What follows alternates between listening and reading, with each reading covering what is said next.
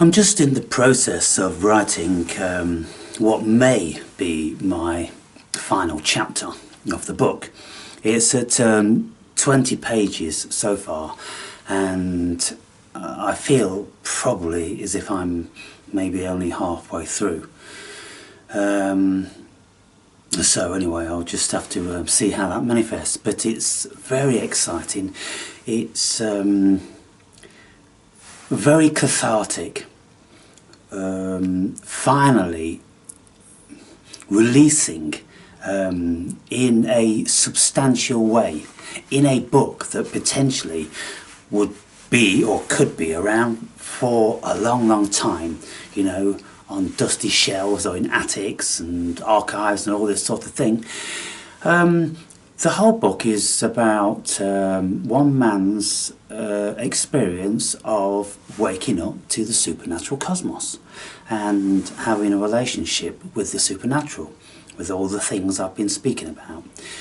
And it starts off from how I became awakened and the 7 years of the dark night of the soul I went through reclusively, just reading every single day for 12 hours every single day, year after year after year. I was in the heart of that for 7 years, in the deepest reclusive heart of it.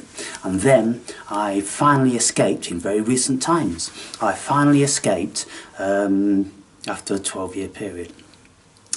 And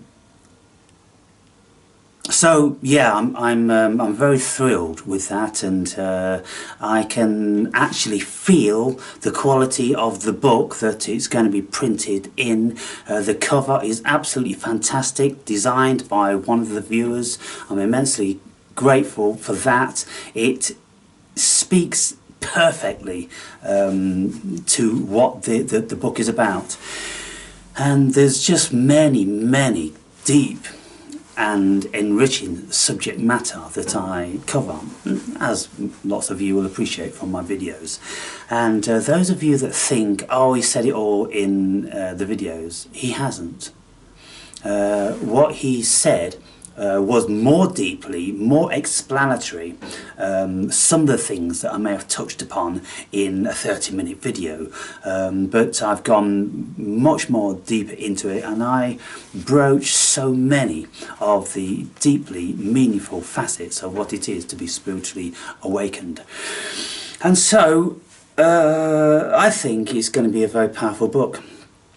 And so anyway, well, I mean, I was going to be leading on to another subject, but I don't think I'll do that this time. I just think I will continue to speak about the book for the duration of this video, which won't be very long, because it looks like I'm running out of battery in any case. And so I'm in the throes of the last chapter. It's kind of like, how am I going to say the unsayable? How am I going to express the inexpressible? How am I going to be conveying what the Tao Te Ching couldn't convey?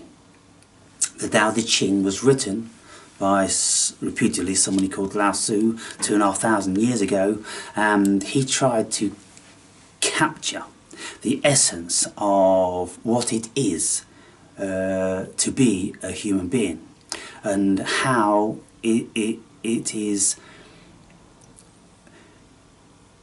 potentially the most accessible, that we become one with the cosmos instead of being in our egoic mind. And of course it's an amazing piece of work. It's very revered by people all over the world for being a powerful piece. It's open for interpretation, of course, like all things are. But the main point of that book was that if we are really going to be connected to God, to the universe, to the cosmos, and it's not a religious book, it doesn't speak of gods, it just speaks of the essence of the cosmos, being a living thing and we being a part of it. And that's how I have felt ever since I began my journey, and it's a wonderful thing. So I've included my take on that. Also, I've included a lot of religious scripture, Christianity, spoken about the Bhagavad Gita,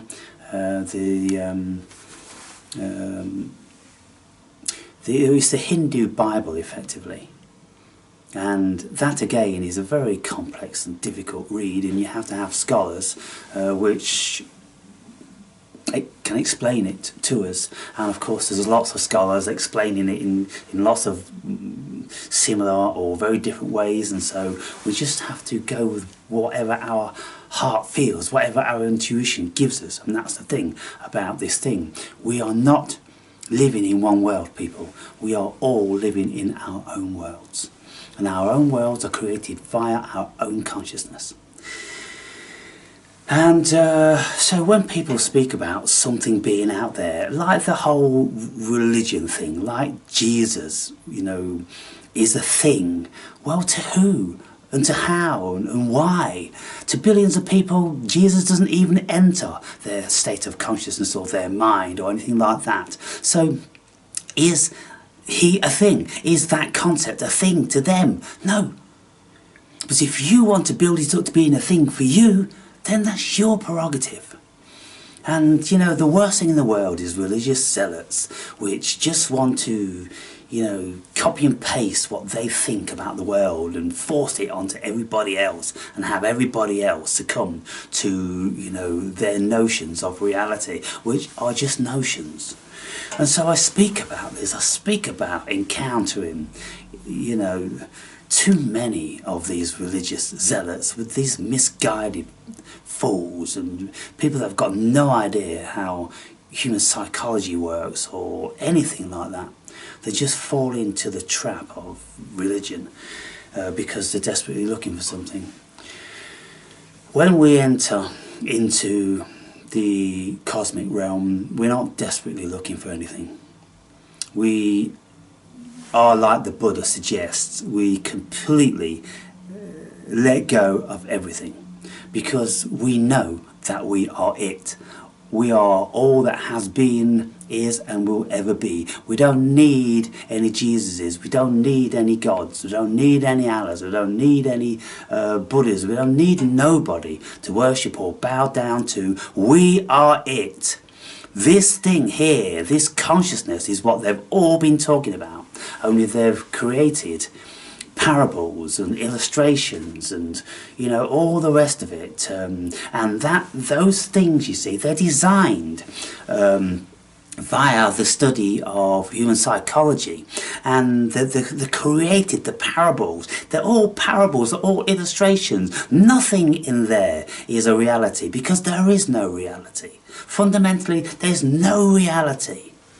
And you don't have to believe the awake and brave or people like me. You can get this information from many hundreds of thousands of people all over the world. You know, the greatest scientists in whatever realm will tell you that there's no reality here. And so how can people bang on about, you know, Jesus died for us and he suffered for us? There's just an illusion of dying. There's just an illusion of suffering. It's just like when we watch a movie, we get all involved in what's going on the screen, then all of a sudden the credits go up and it's kind of like, oh, I was in it for a minute, I was believing in it, and that guy there and that woman, ooh, there's all this stuff going on, you know, you're feeling it, aren't you? You're engaged. That's exactly what's going on in here. This is a three-dimensional movie, people. It's not a reality. And that's what I'm compiling in this book, how I've come to know this with every vessel in this fiction of a body. It's my consciousness that is, I remember now, I remember I'm God.